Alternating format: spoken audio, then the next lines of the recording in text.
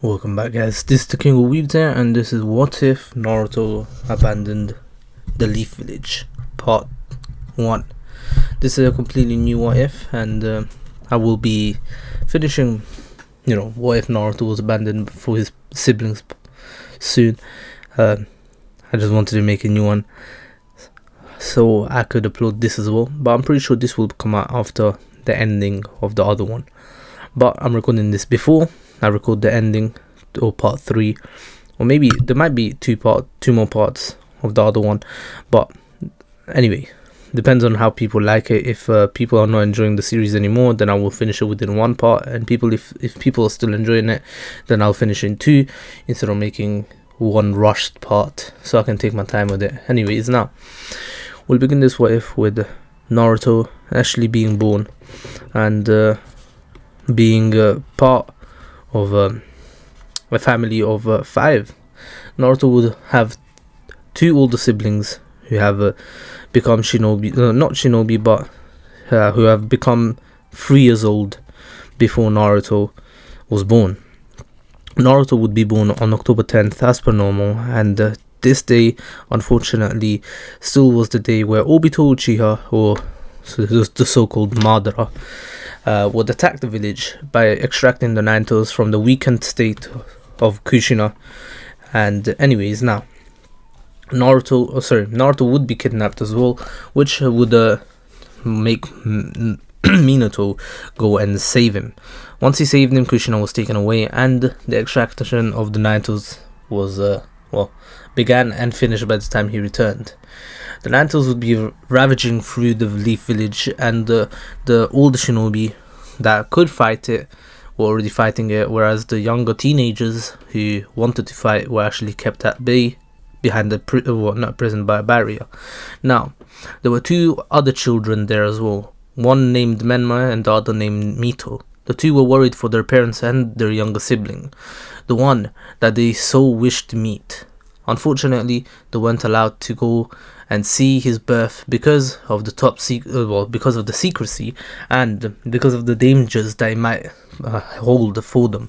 Anyways, now the 9 tails would be ravaging through the village, and Kushina was supposed to be on the verge of death, but that's not true in this What If. In this What If, Kushina, the Uzumakis would have a special trait which would allow them to survive even a tail beast extraction. Thus, she would not die, and she would know that, but she wouldn't tell Minato right away because there are more alarming matters at hand. Minato would still fight the Masked Man and defeat him in battle. And anyways, now Minato would go and he would tell Kushina that they would have to seal the 9 tails within Naruto, as sealing it back into her might be will take the 9 tails to its death, which Kushina denies, saying that it's not true. But then Minato would make the counter argument that her life is already at risk because of what just happened. Anywho, now Minato would begin the hand seals for the Reaper Death Seal, as Kushina actually kept the 9 tails at bay with her chakra chains. Unfortunately for them, they weren't able to create a barrier around the 9 tails as well, which would mean that they would be at risk of the 9 tails escaping if Kushina's chains were actually destroyed. But this also meant that the third Hokage was able to enter the battlefield before Minato could finish the seals. The third Hokage could see from a mile away what those seals meant, and he would stop Minato right before the final hand sign could be made. Minato would then look at the third, asking Lord Third, "What are you doing? This is the urgent matters. I have to finish the seal, otherwise the 9 tails could break out once again."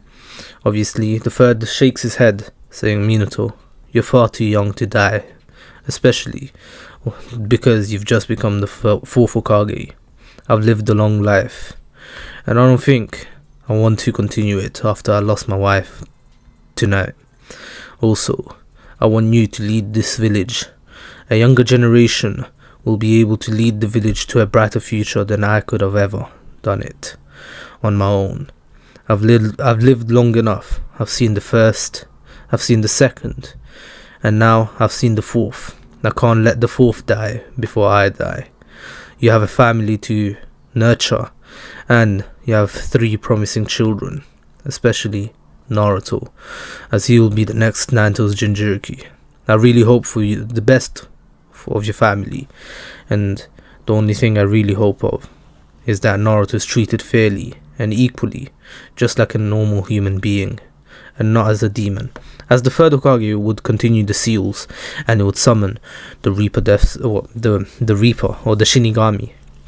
The Shinigami would then take the full Nine Tails and seal it into Naruto, who actually had streaks of red hair in his hair as well, which meant that he had some traits of the Uzumaki, not just Minato's.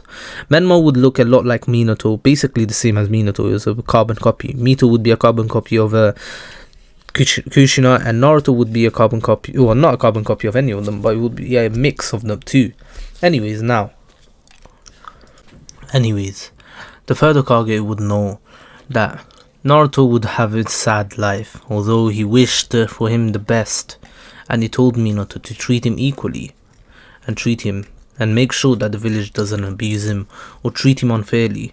He still left a piece of his chakra into the little boy, as he at least wanted to meet what would be his grandson. He would know that Naruto would be like a grandson to him, as Menma and Mito are basically his grandchildren, as the two love the third, and the third loves them just as much as they love him. Anyways, now Naruto would Minato and Kushina would then see the Shinigami taking the third Hokage's soul. Minato, having tears run down his cheeks, would utter out the words, "Lord Third," as the third Hokage was basically like a father to him, a father figure, a person who would have treated him like no other, like someone of his own family. He treated Minato fairly.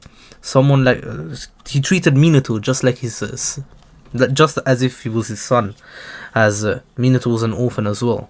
And anyways, now he was gone. The third Hokage was gone, and Kushina would shed tears, as the third always treated her like his own kin. The two of them would shed tears, as the funeral of the third would be held the next day, and many other shinobi, as their names and civilians, would be put in the gravestones and the memorial stone for the ninjas. Now, the fourth Hokage, Minato, would announce that Naruto is actually the new Jinchuriki of the Nine Tails. However, something that Naruto was not aware of at the time, and something that the third Hokage, wished that would not happen, happened. Minato and Kushina held hatred towards Naruto. The hatred that they did not show yet, but deep down, it was there. The two of them hated Naruto, but they suppressed that hatred, as the last wish of the third Hokage was to bring good upon Naruto's name and to treat him normally. Unfortunately, that was not the case. For Minato and Kushina, they lost their father figure. For Menma and Mito, they lost their grandfather, and that did not go well with them. All of them began hating Naruto.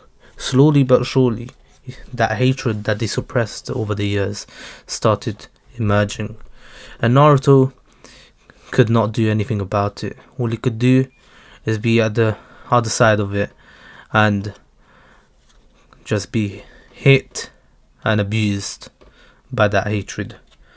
Naruto would be considered as the one who killed the third, the one who got the third Hokage killed, and the one who took away everything from them: family, friends, the third Hokage, the one man they loved the most in the village, the one man who protected the village through generations. Naruto took everything from them. But how could Naruto know? Naruto would walk the streets of Konoha as a 4-year-old boy.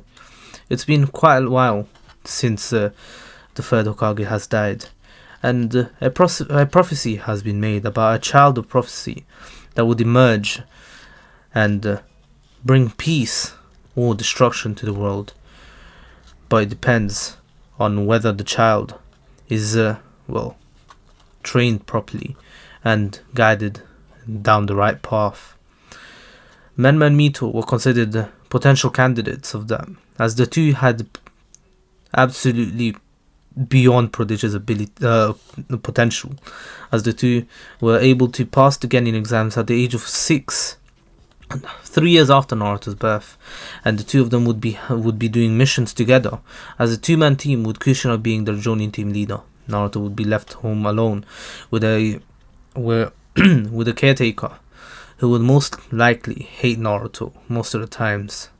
There's only one who really liked Naruto, and that one would always treat Naruto fairly and kindly, and feed him and give him the love he was denied of since birth.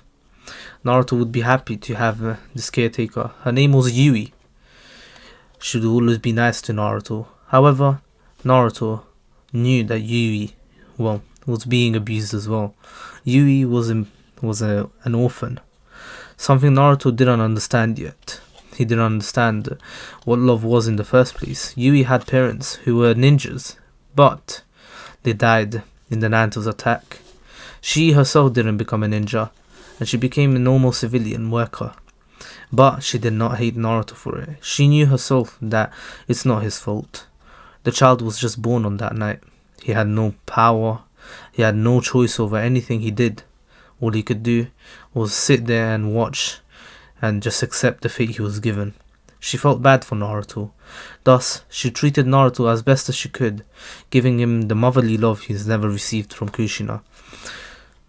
Naruto would always come in and hug her every time she would come to him to look after him.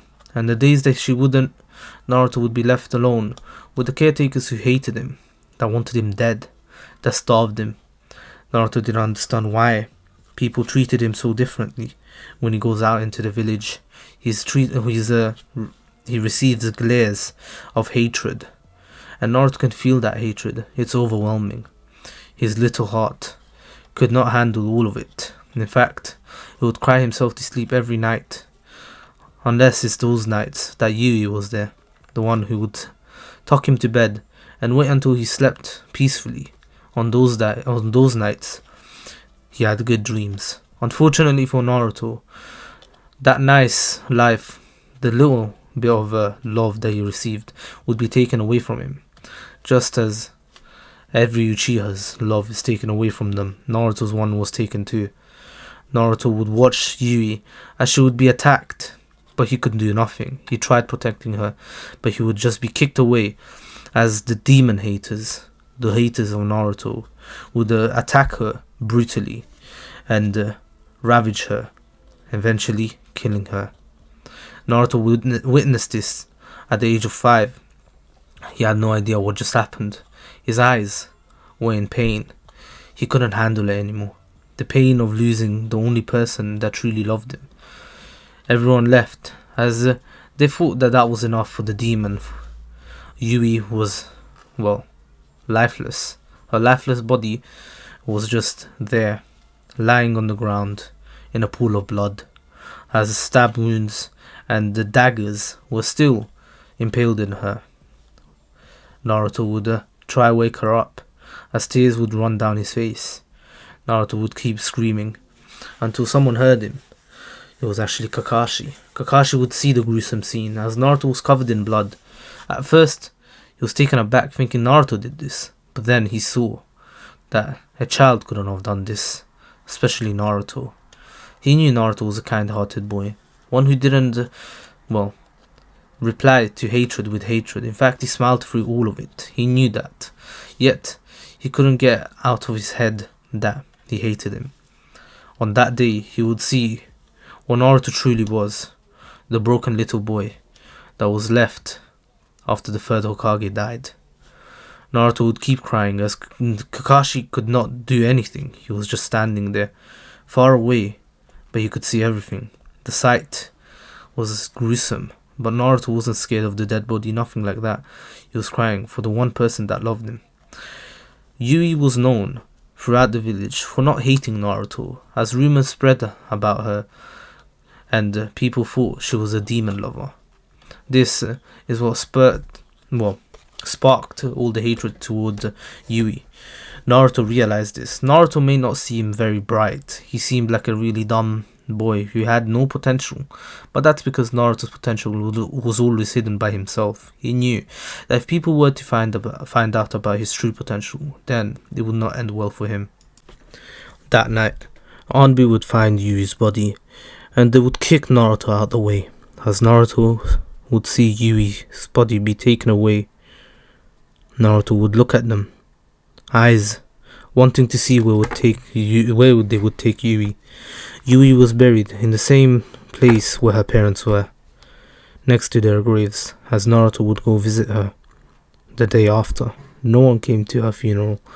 Yui was the only member of her family remaining, as most of them died in the Naito's attack. Well, everyone died, as she only had 2 parents. Her mom and dad, no one else. Her parents didn't have any siblings. Her grandmother died, her grandfather died, and from both sides of the family. Yui had a very sad life, and she became a civilian, not wanting to suffer the same fate, and one day finding, her own family, and wishing that they had a normal life. That was Yui's goal in life, to have a normal but satisfying life. Unfortunately for Naruto and her, unfortunately for her, she met Naruto. That was what was going through Naruto's mind. Naruto was thinking, if maybe he didn't exist, Yui wouldn't have suffered this fate. Maybe her parents would have been alive. Maybe she would have been happy. Naruto was in tears once again. He hadn't eaten for a few days, and ever since Yui died, he wouldn't eat. Naruto had lost all appetite. He had lost all hope. He wouldn't smile through the hatred anymore, but he wouldn't even react to it. In fact, he was an empty canvas. He was just a shell of what he was before. Naruto would be walking through the streets of Konoha after visiting Yui once again. It's now been a week since her death, as Naruto kept repeating those same words. It's my fault. I shouldn't exist. Maybe if I didn't exist, she'd still be alive. Naruto kept saying those words to himself over and over again. And that's how he spent the next year of his life until he was 6 years old. The only person who actually celebrated his birthday was Yui, the one who would actually come over on her day off to celebrate with Naruto. She would take him out in secret, and they would have a small cake together at her house.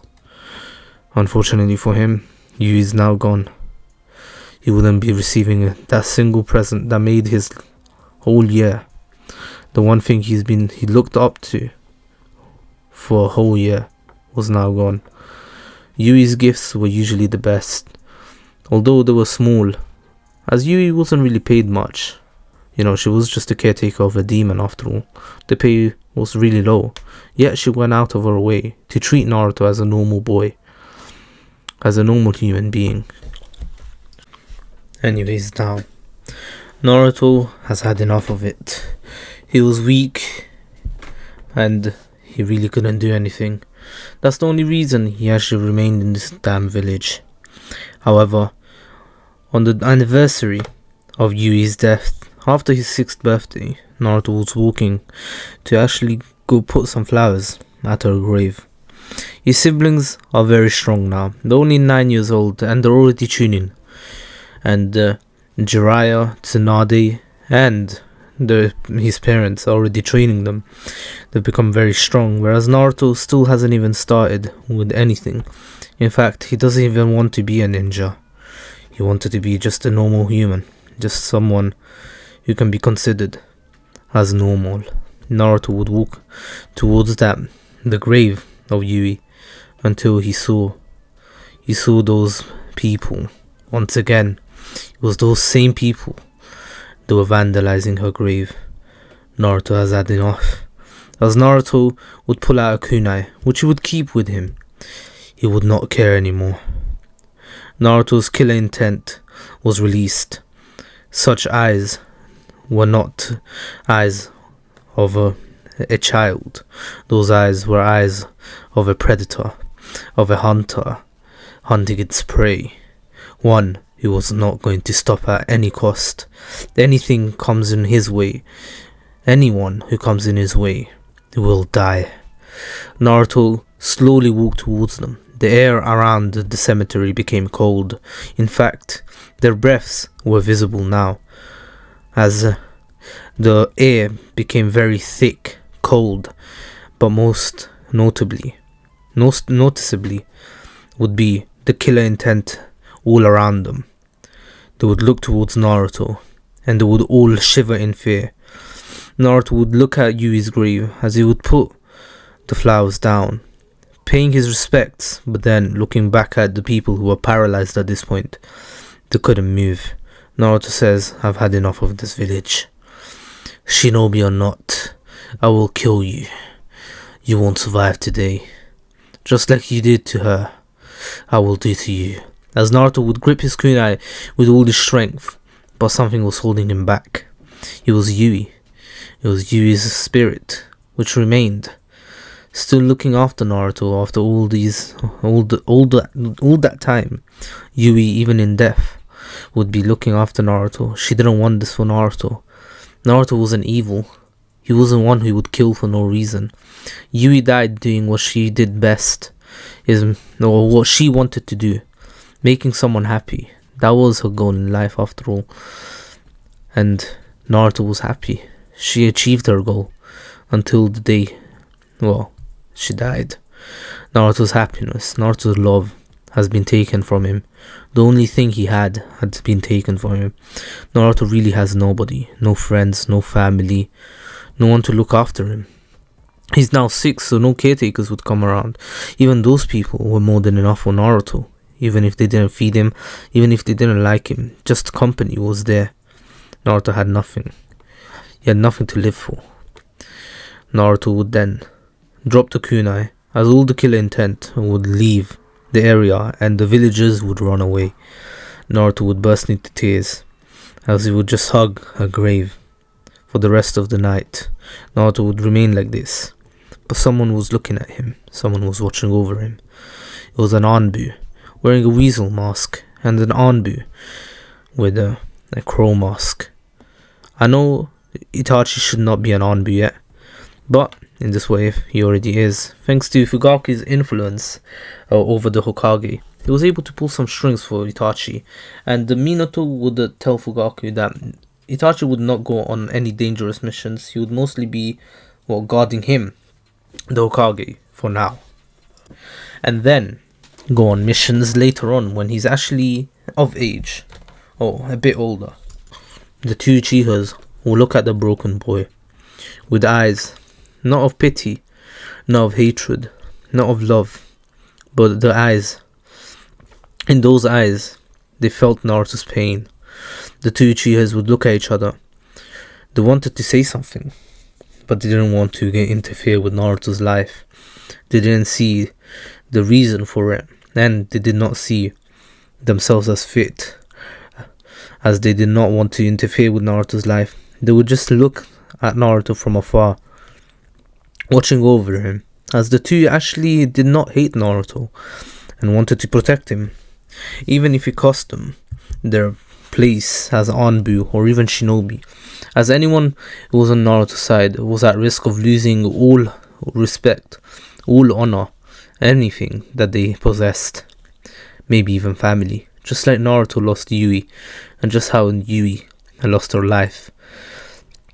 Naruto would then be broken out of that trance state of him just crying by the chirping of birds and by the sun hitting his eyes.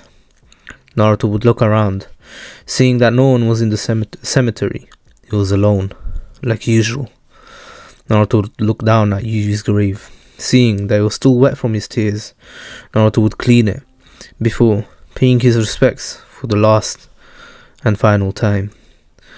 Naruto would also pay respect for Yui's parents, as he kind of feels responsible for their deaths.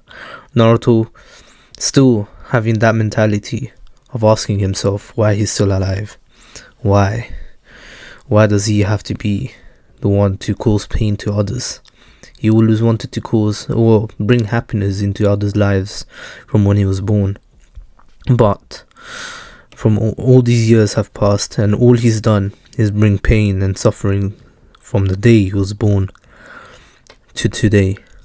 Naruto has had enough. He would say his goodbye to Yui, and Naruto would head for the gates. The gates, guards would actually be still asleep, as it is very early in the morning. No one was watching after Naruto, as Crow and Weasel actually had left after a while. Naruto was walking towards the gates, which were still open. Were just open, and the other two Chunins would have just dozed off. Naruto would walk past them. No one would notice him. He hadn't unlocked his chakra, so he wouldn't leave any chakra traces. Naruto would keep walking aimlessly, not having a specific goal, not having anything, to be honest. Naruto would just keep walking and walking. Hours would pass as Naruto would somehow end up at the Valley of the End. Naruto would see at the Valley of the End had literally nothing other than a waterfall and two great statues of Madara Uchiha and Hashirama Senju. Naruto's eyes would tear up as he wishes he was like them. People who had dreams, people who had ambition, people who had people to protect. But Naruto had nothing like that. Naruto had no one to protect. Well, not anymore. The one person he did have to protect, he failed in. In fact, she died because of him. Naruto hated himself more than anyone else. He didn't hate his life as much as he hated himself. As he would keep moving forward, past the Valley of the End, days would pass, weeks would pass, months would pass. Naruto had such an aura around him. No beast, no animal, nothing, not even a monster could face Naruto. Just his presence alone scared the wildlife, as anything that came across Naruto would either run or die on the spot. Naruto's aura itself was killing.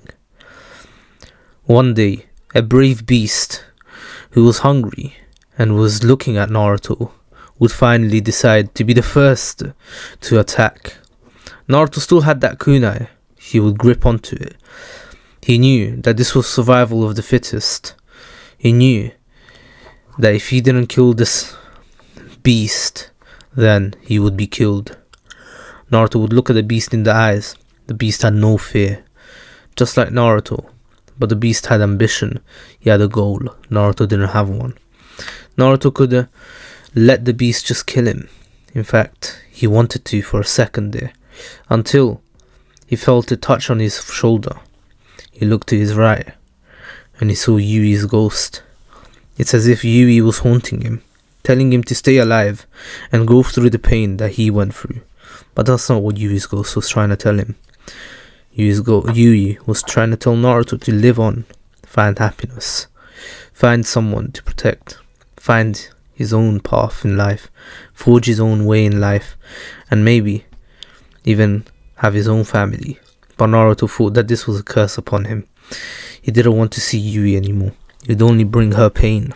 He feels like Yui is now bound to him for the rest of eternity, not being able to go and meet her parents anymore.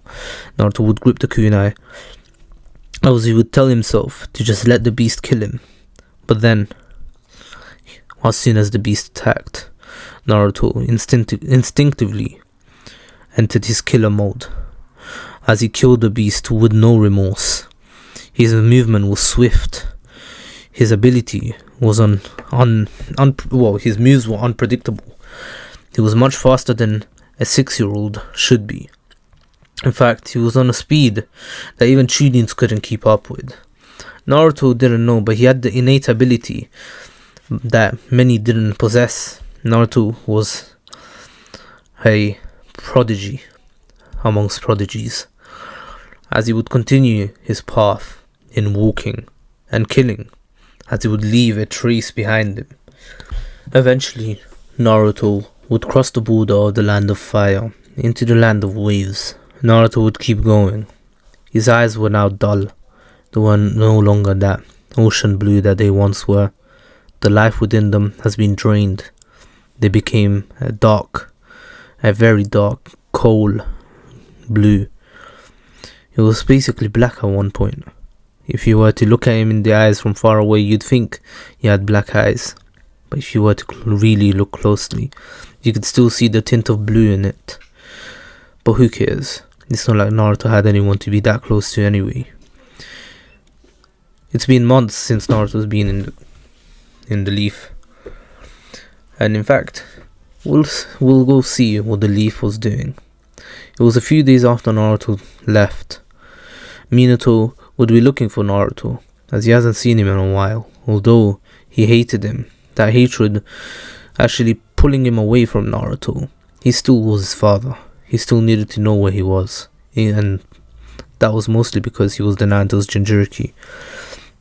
He would look for Naruto around the village and in his home. He couldn't find him. He would send Anbus, but the Anbus could not have traced down Naruto. Naruto didn't have a scent for some reason. Even the Inuzuka's main branch, yes, they have a main branch, and also their leader couldn't find Naruto. It's as if Naruto vanished. It's as if Naruto was in a whole different dimension. The only traces of him were at the cemetery, where Naruto would leave a flower every morning in all three graves. Minato slowly but surely started understanding who he was leaving the flower for. It was Yui. He knew Yui died. He knew she was a caretaker of Naruto. He never knew that they were this close, that Naruto would pay his respects every morning. He would also find out about the villagers who killed her, and the villagers would tell him about that night. That night when Naruto seemed to be completely different. Naruto was able to freeze the atmosphere around them, paralyze them, just with just a glance of his eyes. His eyes weren't those blue eyes that everyone knew. In fact, they were cold. They were so cold. They could still remember, as shivers went down their spines as they were telling the story. Some even threw up just from the amount of killer intent they remembered. Minato was actually vividly shook as he realized that Naruto must have been something. He wasn't just that useless brat, that useless demon. Search parties would be sent out for months upon months. He was just a 6-year-old. Where could he have gone? He couldn't have gone that far. But no one knows that Naruto has been walking in a straight path. Most ninjas would believe that if someone left the village, they would go in all sorts of directions, but not for Naruto. Naruto just took one straight path, all the way to the land of waves. Naruto would come across Gato and his men. It was actually on an evening. Naruto would greet the fine man. The rich man would ask what a kid of his age is doing here. Naruto, for some odd reason, could feel a dangerous aura around Gato, a murderous one who's killed many. Luckily for Naruto, Gato wasn't looking to kill him yet, as he hasn't been doing anything wrong. But Naruto knew Gato wasn't a good person. Although he didn't choose evil, nor did he choose good. In fact, he rejected them both. Naruto would have actually decapitated Gato on the spot. The bandits would look around to see where Naruto went as he disappeared. His sheer speed was something unbelievable, as all of them would fall to the ground, and Naruto would find Gato's organization and slowly but surely kill every single one of the people that he had hired. Most of them were bandits. No ninjas were hired yet. It's been years. It's years before. In fact, it's 6 years before Gato actually started hiring people. Gato's organization was finished before he could even start on the Land of Waves properly. The Land of Waves was able to prosper thanks to this, and they knew someone saved them. In fact, the bridge was built a few a few months after, by Tazuna and his family and some other builders, as they would name it, the Bridge of the Unknown Hero. As Naruto would keep walking straight, he wouldn't make any friends, he wouldn't make any acquaintances. All he would leave behind is a trace of blood. The Anbu were able to find something very, very strange. Months have passed since Naruto's disappearance. In fact, nearly a whole year had passed. They reported back to the Hokage saying that there's been something very strange. There's been dead animals or dead beasts in a straight path. It seemed as if someone had walked straight on for many months, for a long, long time, and just killed anything that came on its way. And we've also found out that in the Land of Waves there was a tyrant who was just making his first few moves, but was taken out swiftly by an unknown hero, is what they say. That's why there was a new bridge which brought prosperity to the Land of Waves. The Bridge of the Unknown Hero. The Bridge of the Unknown Hero, huh? It couldn't be Naruto. Naruto would not be able to take out ninjas, or not even ninjas, bandits. He was just a 6-year-old. Although he's nearly 7, it's impossible. That can't be Naruto. We need to find a different way to find Naruto. We need a different lead.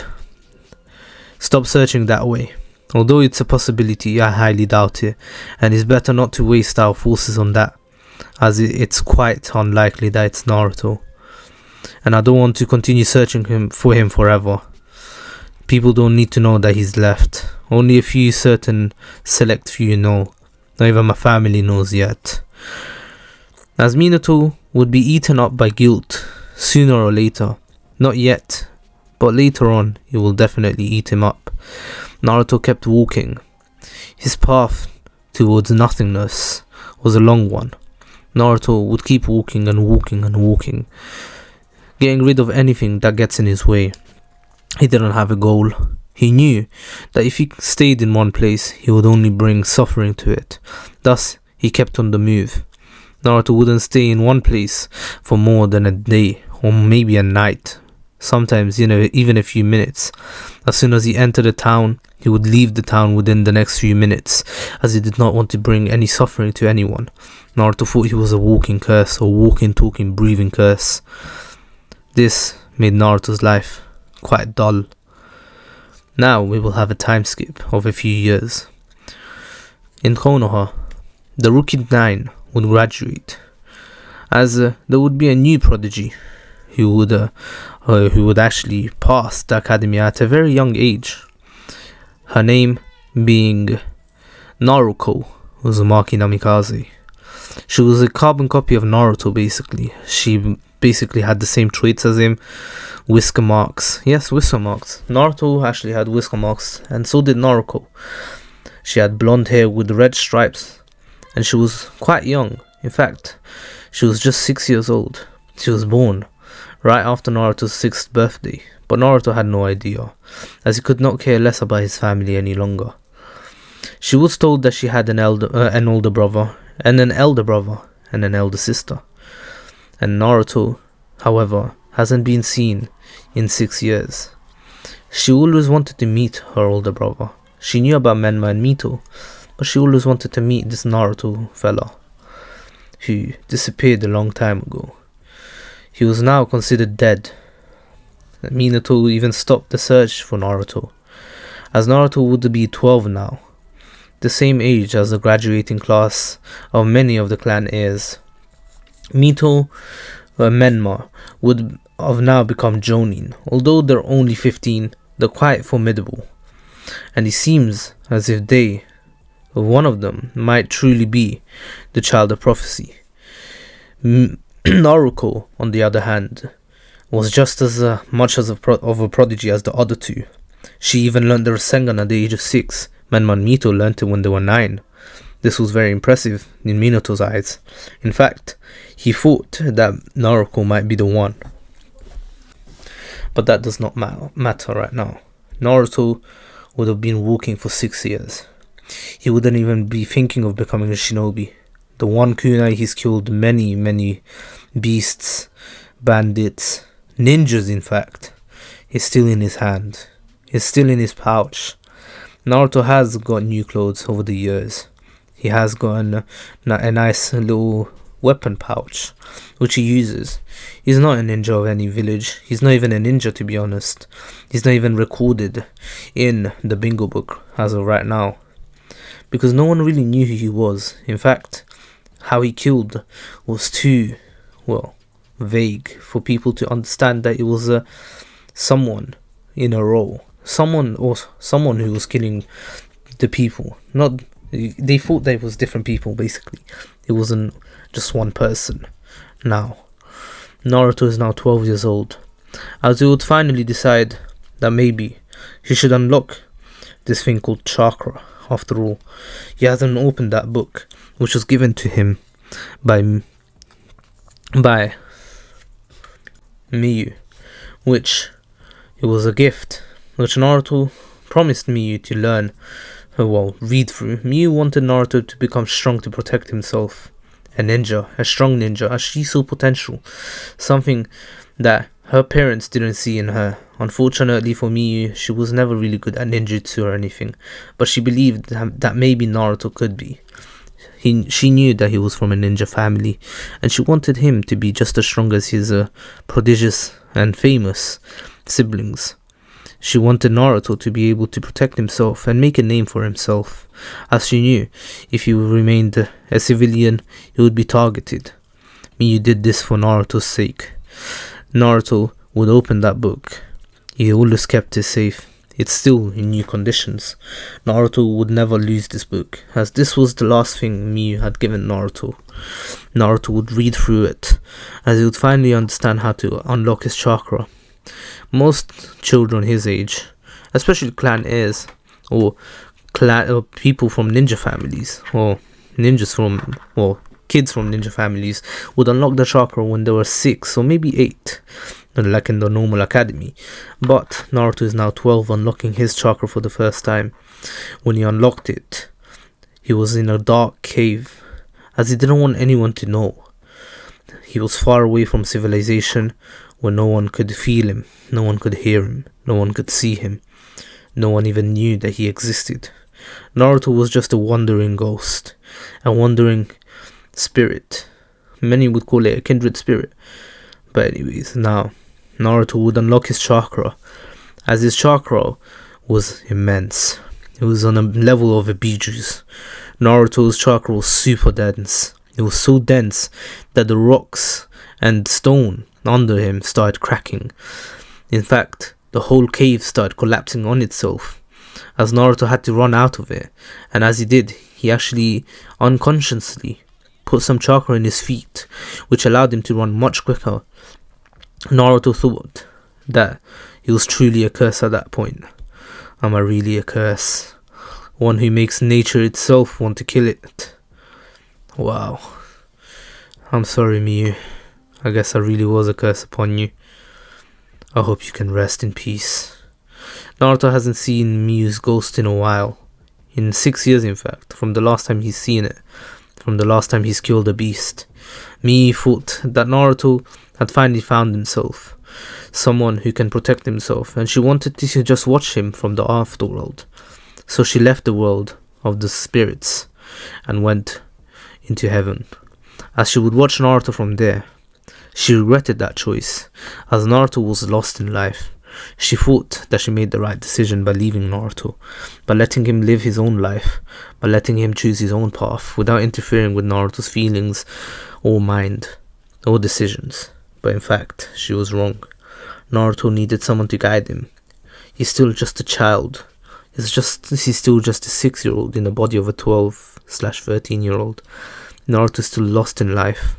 He doesn't know what he wants to be. He doesn't know where to go. He has nobody. Naruto would continue meditating as he would try to unlock it. Actually see how large his chakra reserves are. Naruto then continued reading. The book Miyu gave him was not a normal book. It was a book written by her parents. One that was meant to be published, one that was going to go viral, basically. As that book was basically a ninja scroll, teaching people chakra control and many jutsus. It was a pretty thick book, but Naruto went through all of it. And Naruto was able to do the chakra training, as he was able to walk up the tree very easily, even with his immense amount of chakra. With Biju level chakra levels, or with Biju level chakra, he shouldn't be able to walk up a tree in his first try, but Naruto did it. He was able to walk on water on his first try. He was able to manifest his chakra. He was able to do the shadow clone jutsu. He wasn't able to do the normal clone jutsu because of the amount of chakra he had, but the multi-shadow clone jutsu and the shadow clone jutsu came very, very naturally to him. As Naruto continued training like this for a while, until one night, as Naruto was walking, he would be noticed by someone. Naruto stopped walking in a straight line, in a straight path, as he realized wherever he was heading to would be back to the starting point, as eventually he'll walk all around the earth, and that would mean he'd return to Konoha, the place he hates the most, the place he wouldn't mind destroying, but he knows he can't, he wouldn't. That was Miyu's home. That was where Miyu rested. That was where Miyu grew up. That was where Miyu died. Thus, he will never go back there. He doesn't want her to suffer even in her grave. This person was about Naruto's height, had long white hair and black onyx eyes. As she would walk forward to see Naruto, who was actually very visible thanks to the moonlight. Naruto's shirt was off, as he was actually done with a nice little dip in the cold lake. Naruto's abs were showing, his muscular body was showing as well. The girl didn't show any emotion, as she seemed emotionless, just like Naruto. But what she did notice was all those cuts on Naruto's wrists, all those cuts on Naruto's neck. It seemed that Naruto had gone through a lot.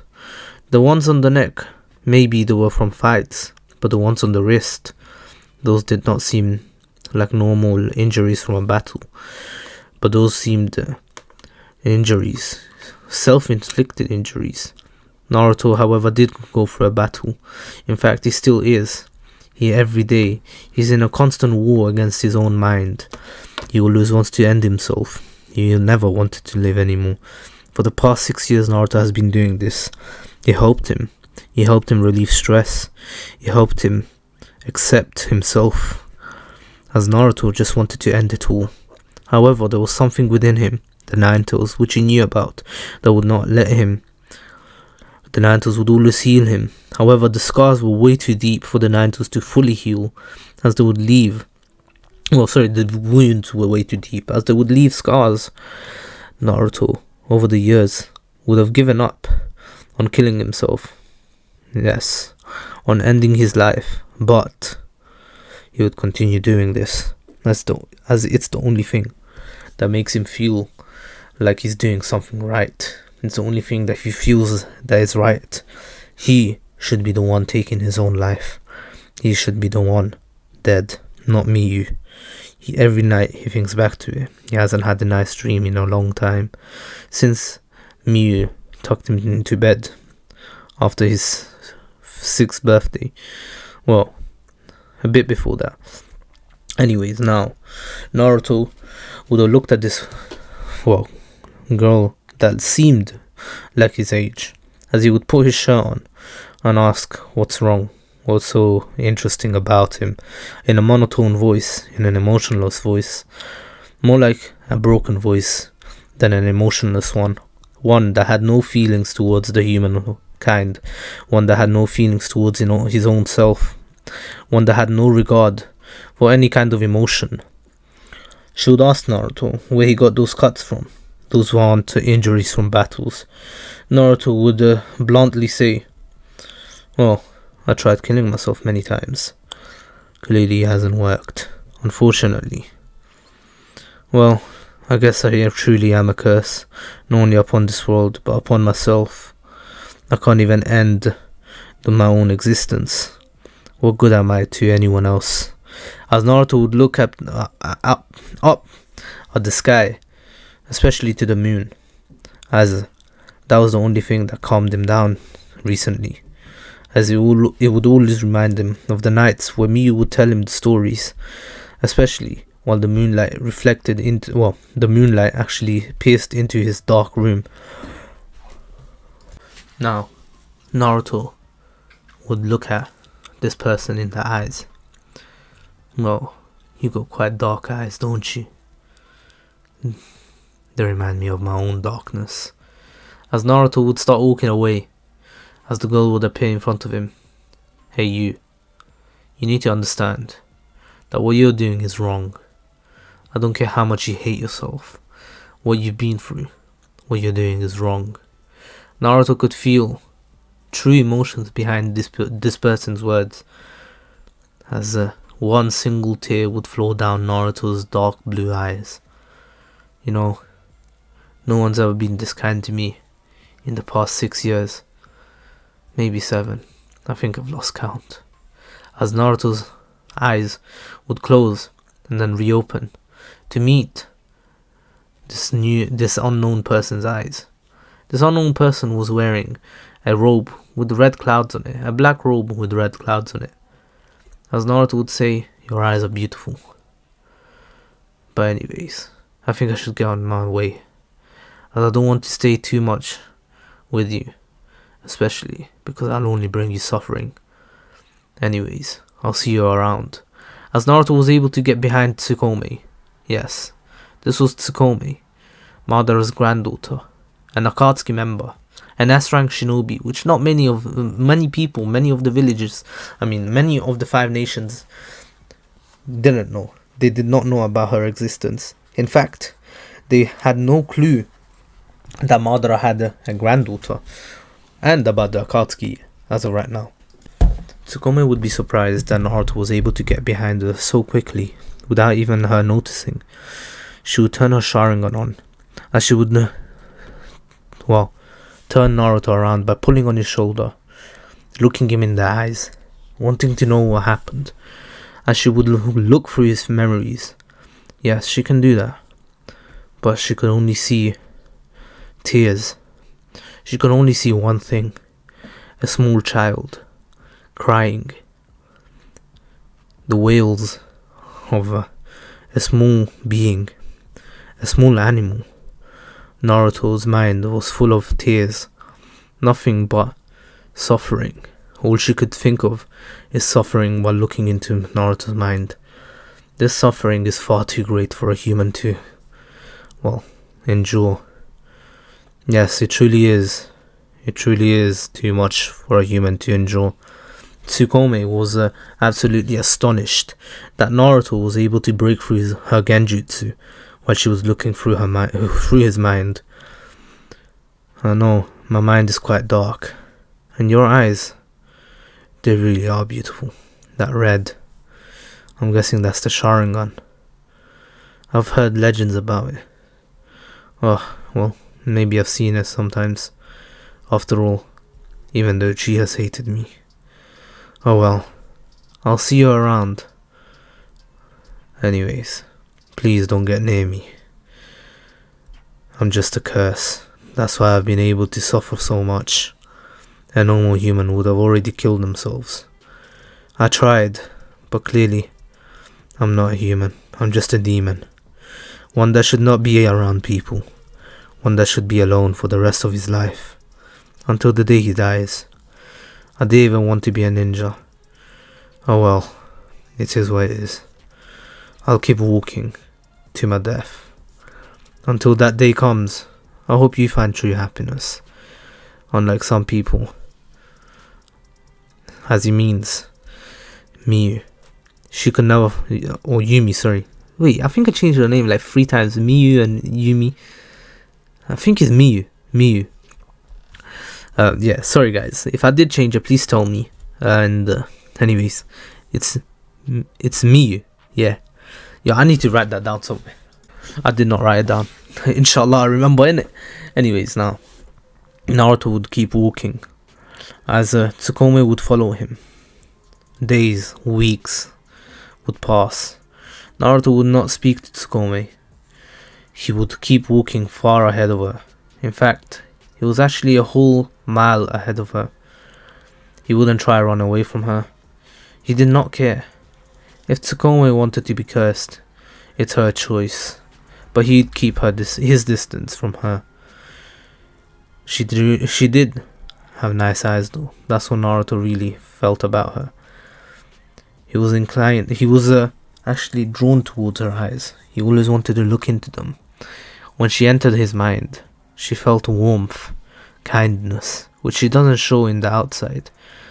But Naruto knows that it's truly something close to what Miyu showed him. One night, as Naruto was just looking up at the sky, he takes out his kunai, as his mind couldn't take it anymore. It's been a few weeks since I've done this. Oh well, not like the fox inside of me would let me die. Damn fox. As Naruto would put his kunai to his wrist, about to slash away, but then he was stopped. A strong grip on his wrist, on the wrist holding the kunai, not allowing it to move any further. I told you not to do that. As Tsukumi would be looking straight into Naruto's eyes, tears flowing down Tsukumi's eyes. Naruto would then look at her, asking, "Why are you stopping me? It's not like I have anything better to do. No one wants me. I don't want myself. What's the point of living? I've always tried to die. All I've caused is pain and suffering to the one person that showed me love. And now they're dead. Why should I continue living? Tell me. You've seen my memories. You've seen my mind. It's full of suffering." Tsukumi has seen Miyu. She has seen Naruto's past. But all she could really see was just a small child crying. He was just seeking people's love. He was always smiling through the pain.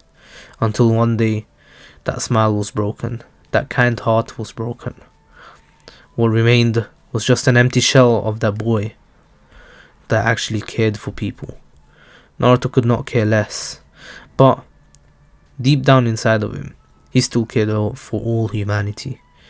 Naruto would keep himself hidden away from humanity to not curse them.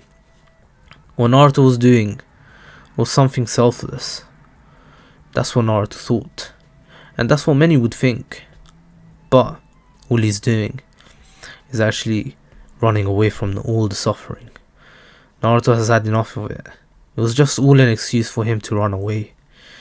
Tsukumi would continue saying this. This is not what you deserve. This is just you running away from all your pain. You shouldn't be this weak. As Tsukumi kept crying, telling Naruto to stop this. Naruto has never felt such emotions, such emotions from anyone since Miyu. As he would let go of the kunai, as he would hug Tsukumi, telling her not to cry, as he will stop if she stops crying. Naruto couldn't bear it. He couldn't continue looking at those eyes full of pain. Naruto just wanted her to stop crying. Tsukumi would finally introduce herself, as Naruto would introduce himself. Tsukumi Uchiha, member of the Akatsuki. I'm sure you've heard of it. Naruto would nod his head, as he has heard of the Akatsuki. His spy network wasn't really a spy network. Naruto would hear a lot of things in his travels. The Akatsuki have been around for a long while now. Since he started his travels, he's collected quite a bit of information on them. In fact, he knows most of the members, but he's never really known about Tsuki. Tsuki would ask him, why is he not scared? He knows what they're after, right? Naruto would nod his head and would say, I know. But I feel like you guys have a common goal as mine. The tail beasts. If you extract the tail beast from me, then I'll die. And then, maybe, this curse that was put out in this world will disappear. As Tsukumi would look into Naruto's eyes, those eyes spoke the truth. Naruto truly thought he was a curse. She then hugged Naruto one more time, saying he's not a curse, and she'll show him. Naruto would just smile and say his fate has already been decided. When the Akatsuki come for him, Naruto will not fight back. He will let them take the tail beast. He wants them to be happy after all. As Naruto wants to be gone from this world. He doesn't want to run, but he just wants this world to get rid of him, as he knows that all he will bring is destruction and suffering. Tsukumi did not know how to answer Naruto anymore. All she could hear is pain and suffering. All she felt from Naruto was pain and suffering. But Naruto would never lie. All those words he spoke till now were all the truth. He was a very truthful person. Naruto has never lied in his life. He's always been the most honest person. Well, after all, he doesn't really have anything to hide other than him being, well, him suffering. He wouldn't tell people that he's suffering. Naruto would say that he's just fine, but truly inside he was broken. His mind was a mess. All he was thinking of is cutting himself and ending it all for the world and himself. It seemed as if Naruto was raised to be like this, but this wasn't true. Naruto was never raised by anybody other than Miyu. Miyu raised him to be a happy boy, but the village that he grew up in truly changed him. And after all, everything changed after that one fateful day. That night he saw Miyu's dead corpse. That night he saw Miyu get murdered. Naruto couldn't take it anymore and he broke. Tsukumi knew all about Naruto now, after seeing more deeper into Naruto's memories, as she would cry for Naruto. She knew Naruto never had anybody other than Miyu, and after she left, there was a gaping hole in Naruto's heart, and then Naruto's heart was ripped out of him. After all, Miyu was everything. The heart that he had once is now gone, but Tsukumi didn't want this to continue. She felt something towards Naruto that she didn't understand what it was. She wanted to help Naruto. She wanted Naruto to be happy once again. After all, it's something that she's been searching for too, happiness. She never really felt what that was. But when she's with Naruto, or when she's around Naruto, she feels complete. Like something that she was missing, well, was finally found. The feeling was mutual for Naruto as well, as whenever he was with Tsukumi, he would feel safe, loved. He wouldn't feel cold like all the times. He would feel warm and feel like someone was always there for him. The two would travel together. Tsukumi would also leave the Akatsuki. The Akatsuki were perplexed on why Tsukumi would leave, but Obito did not pay too much attention to it, as Tsukumi, although having the Mangekyo and being quite the threat with, Mokuton and everything, would release, by the way, she never really was someone he truly liked or wanted any part in the Akatsuki. She seemed like an empty shell. She didn't have any ambition, nothing, only an emotionless tool, which could be useful, but even if she wasn't in the Akatsuki, nothing would change. Their goal would remain the same, and they will find a way to achieve their goal either way. Naruto and Tsukumi would travel together over the few months, and in this time, Team 7 would be created. Team 7 would be, Sasuke, Sakura, and Naruto. Naruto would meet her Jonin team leader, which would be Kakashi Hatake. Kakashi would ask them about their likes, dislikes, and goals. Sakura would still make the suggestion for Kakashi to go first, as Kakashi would say that his likes are many things, his dislikes are many things, obviously stating his name first, and his goal. In this wave, he says that he does have a goal, and it's to find somebody. To find someone that he had a chance to help in the past. But now it's too late. He let that one person that needed his help go. He didn't do anything when they needed him the most. And now they were gone, somewhere out in this world. Many think he's dead, but truly he's not. He is much stronger than people seem to think he is. He wants to find him one day and apologize to him, as he was meant to be that older brother that he never had. The one thing that he never had, family. He was meant to be there for that little child, Naruto, but he wasn't. Naruto knew who he was talking about. It was Naruto. That Naruto, which she asked Kakashi about. Kakashi was actually close to Naruto, and she would ask about Naruto a lot, as Kakashi would have told her the story of Naruto, how he was hated, and he disappeared one day. But he knows Naruto's not dead. He knows he's out there somewhere. He might be part of a different village right now. Who knows? He might be a rogue shinobi, for all they know. He might be a bounty hunter. He might be part of the infamous Akatsuki, which has been making their name known now. But who knows? Who truly knows where Naruto is? And who truly knows who Naruto is now? Maybe he's actually dead, for all they know. It's just a hope that they have, that he's alive, and well, somewhere in this planet. Sasuke would go next, saying that his likes are tomatoes, his dislikes are, people who scream too much, looking at Sakura, and one day to beat his older brother in combat, and become stronger than his father as well, and his brother, of course. Then would go Sakura, as her goals would be the same as in the original, and Naruto would go next. Naruto would say that her likes are people who don't badmouth others, and her family, obviously. Her dislikes are people who treated her older brother badly, until the point where he's gone now. And her goal is to find her older brother and get close to him, as she's never really been able to meet him.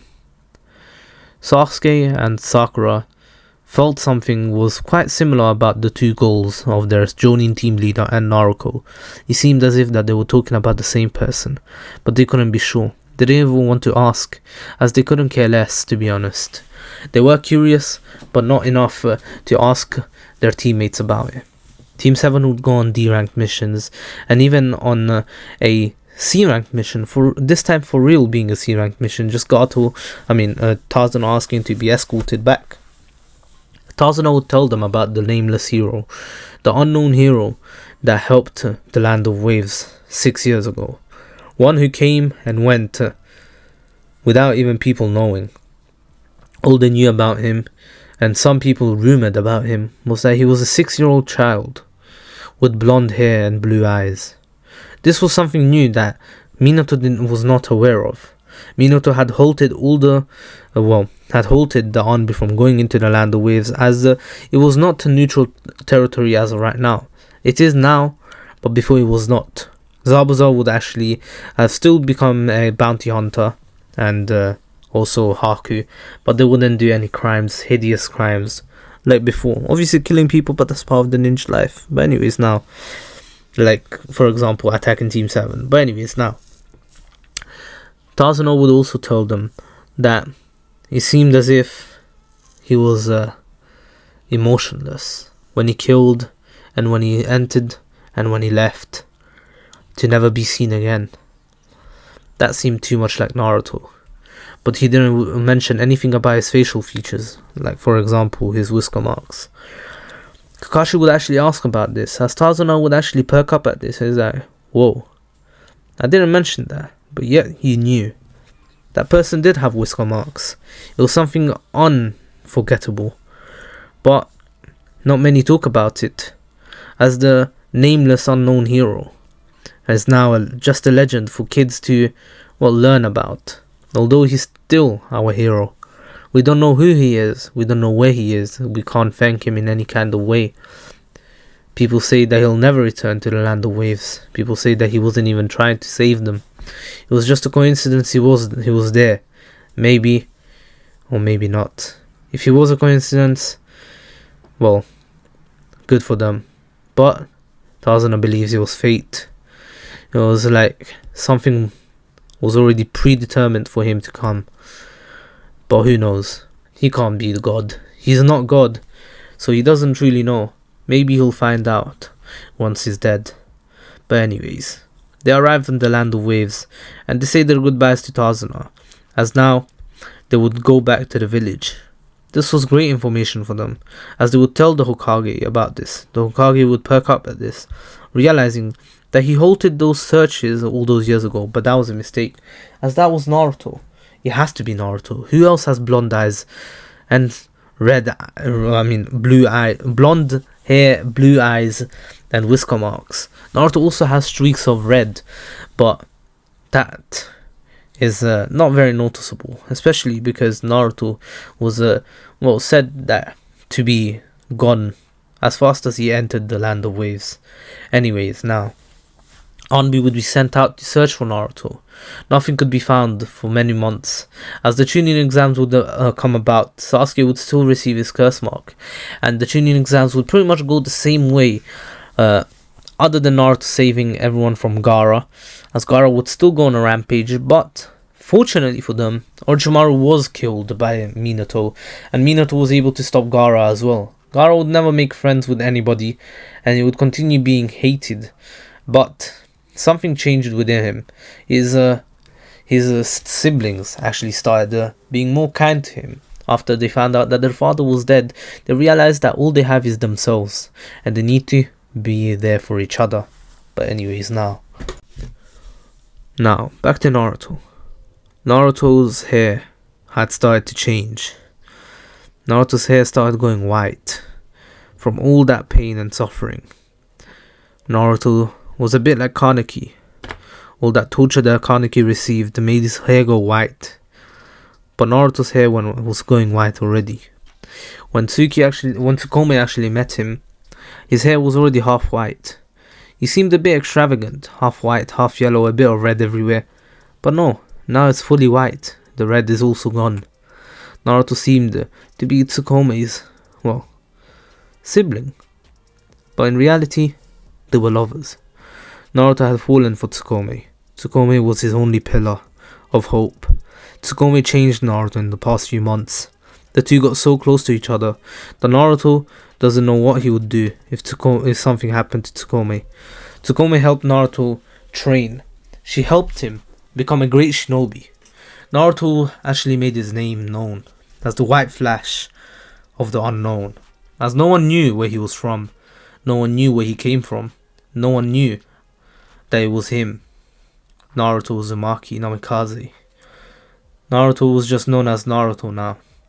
Tsukumi was just known as Tsukumi, as she doesn't want to go under the name Uchiha anymore, as she wanted to be a bit more like Naruto, one who was nameless, as they had nothing other than themselves. Tsukumi and Naruto would be inseparable. They were inseparable, as the two would always travel together, eventually making their way into Sunagakure. They would enter the village with a permit of just being visitors. As the two would be walking about, they would actually meet Gaara. Naruto had felt a strange connection with Gaara. Gaara asked him, is he a Jinchuriki? The voice in his head telling him that this one is a Jinchuriki, and the Jinchuriki of his oldest brother, the strongest of the tail beasts. Naruto would nod, saying yes, he is a Jinchuriki. His name is Naruto. This was what Gaara raised an eyebrow to. Naruto? The son of the fourth Hokage? Do you realize that the fourth has been searching for you for a long time now? I should inform him that you're in my village, so he can come and escort you back to the leaf. Naruto would then say, no, I am no longer part of the leaf. I left the leaf before I was a shinobi of the leaf. thus not making me a rogue shinobi, and not meaning that I don't have any obligation to return to Konoha. I do not care if I'm its Jinchuriki or not. I'm sure you understand me, Gaara. As Gaara would be actually taken aback that Naruto knows about him. Naruto knew that Gaara was a cold-blooded killer back in the days. Gaara wanted to learn more about Naruto, as he felt a strange brotherly connection to him. The two would spend some time together. Tsukumi and Naruto were invited to stay at the Kazekage mansion. As Naruto and Gaara became good friends, very good friends in fact, the two could relate a lot, their families neglecting him, until they found, affection for someone else. Well, Gaara got affection from his siblings after their father died, whereas Naruto found Tsukumi after Miyu died. Miyu was happy. She was seeing all of this. Naruto was finally making friends, finally becoming strong, having a goal, trying to protect what he truly finds, precious to him. Naruto was protecting, Tsukumi, because that was the only thing precious to him. Tsukumi is very strong. In fact, some may argue that Tsukumi is actually stronger than Naruto, having the Eternal Mangekyo, and also having Hashirama cells and Wood Release, and all 5 chakra natures. But Naruto also has all 5 chakra natures, although he's not a master of them yet.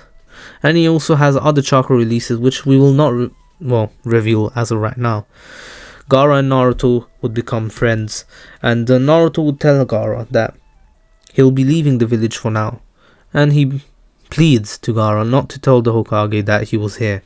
Gaara would nod, saying that he wouldn't give away the location of a good friend, especially if he does not want to return to the village that hated him and treated him like utter trash, as he wanted to already break the contract or the treaty with the Leaf, but he couldn't, because otherwise this would mean bad news for his village as well. Naruto was okay with Gaara having contact with the Leaf, as he did not care. He wasn't going to stay at Sunagakure anyway.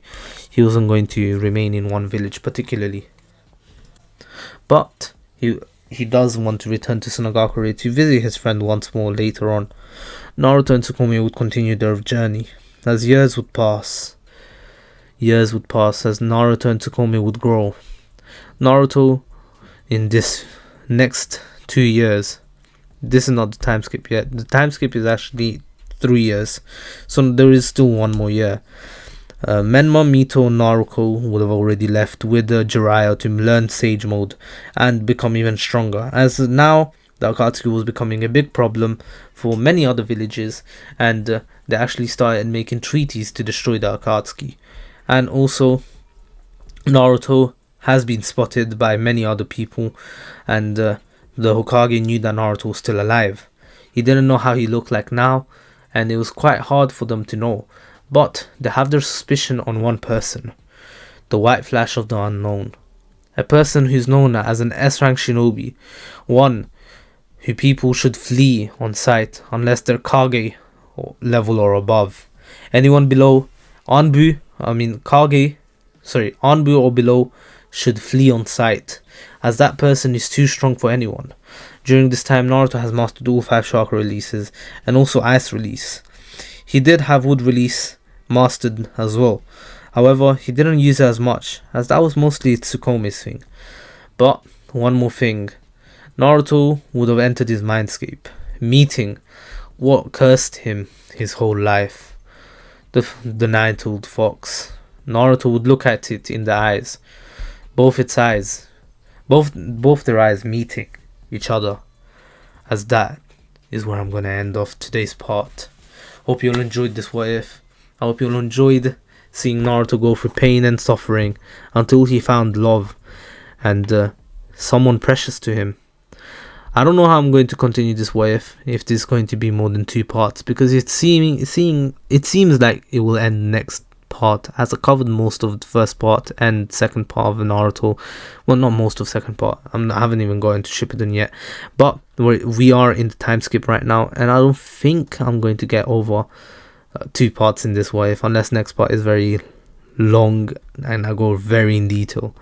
But I'll have to admit, I did have to stop a few times during this recording because I was tearing up. I I made a few notes for this what if, and it was quite sad. I was like, God damn, bro, do I really have to kill Miyu? And it was quite sad that Naruto went 13 years of his life wanting to end himself, having nothing to live for, and just kill himself. Like, it's quite sad. It's not something that people should think about. And just to let you guys know, I'm very against all that stuff. Please don't. If you guys have any kind of thoughts about that kind of stuff, just speak to someone. It's the best way to get rid of those feelings, and it's the best way to find the cure. Like, speaking to someone can help out a lot. And anyways, I've gone through stress, and speaking to people has helped me out a lot. And I want you all to know that I'm always here. If you guys need, there's also a Discord server. Like there's people that you can talk to online, even offline. There's I don't know, if you live in the UK, there's NHS and everything. Like, if you search up how to tie a noose, the first thing comes up is the NHS's number, or like anything to do with mental health. Literally, don't ask how I know that. But anyways, now hope you enjoyed this what if. I just wanted to make that little disclaimer that and I wanted to make sure to spread some awareness over that. Mental health is very, very, very important and a big issue in this society, because fuck the world, bro. Like, realistically, it's crazy. And, like, depression is a real thing, and many people go through it. But anyways, now hope you'll enjoy this what if. It's a bit of a dark one, but anyways, please stay safe. This was the King of Weebs, and tell me how you thought of this what if. It's a bit of an homage to one of my first what ifs, if anyone remembers it. In fact, let me pull it up real quick. What if Naruto left the village? I don't think I've ever finished that what if, to be honest. Like, I think I got to part 10 or 11. Yeah, from what I'm seeing, I've never really gone over part 10, but it's an homage to that. Also, if anyone knows, it has been like 3 years since I started this channel, and it's kind of a nostalgic one. That's why I actually wanted to make this, and not the main reason. It actually just came to my mind, and I just wanted to make this kind of what if. It was a bit dark, but hope you'll enjoyed it. Please stay safe. This was the King of Weebs there. Don't forget what I told you guys. If you are still here, you can also mention it that you watched till this point of the video. And if you guys are here, just timestamp 1 hour 3 minutes and 20 seconds, and I'll know. Then I'll even pin your comment and like it and reply to you. And for those who are still here, thank you for listening, and peace.